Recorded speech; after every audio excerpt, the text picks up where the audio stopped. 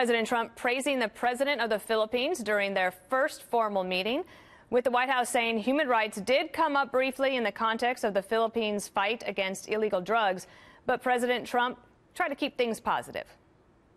We've had a great relationship. This has been very successful. We have many meetings today with many other leaders. So I think on behalf of everybody, I want to thank you and I want to thank the Philippines. Joining me now is Meredith Sumter. She's Director for Asia at the Eurasia Group. Thanks for being here. What do you think, as the president closes out his Asia trip, have been the highs and the lows of the last several days?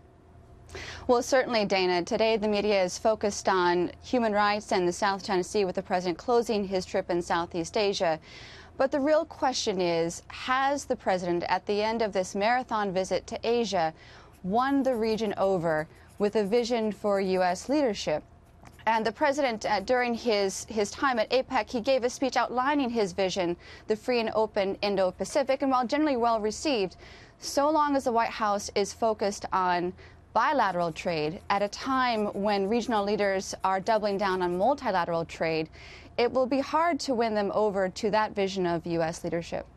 Apparently, the president is going to give a speech on Wednesday. He tweeted this morning that he will make an announcement about trade from the White House. I'd be curious if you have any information on those. And if actually, because he's tried to lay the groundwork with some personal relationships where he could pick up the phone, could it possibly make it easier for him in some ways to try to get a bilateral deal with some of the key countries?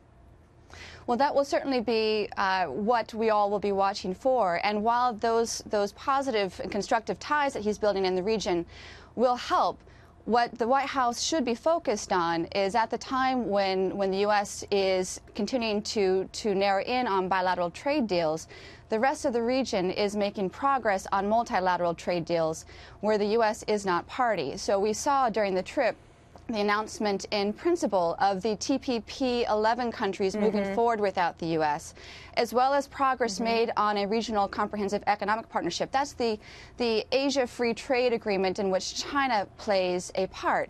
So again, all of the regional leaders in Asia are doubling down on these multilateral trade and investment relationships that are going to move supply chains and really impact where the future of trade and investment lie. And that's really important to this White House as well as to Main Street America. The president and the National Security Advisor made a big point before they left for the trip that they were going to rebrand this region as the Indo-Pacific, not just the Asia-Pacific region.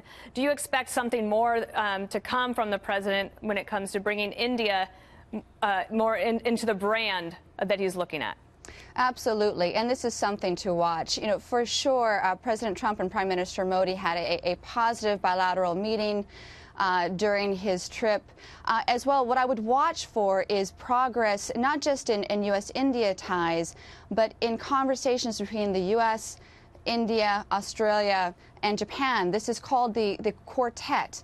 And such consultations are happening, I'm told, at the Assistant Secretary level. This is an important development that could, if further cultivated, impact geostrategic relations throughout the region. And hopefully with more trade, there would be more peace and security, because the president started off his trip, of course, dealing with the most pressing foreign policy problem right now, which is North Korea and its ambitions for nuclear weapons. Meredith Sumter, thank you so much for joining us today. Thank you.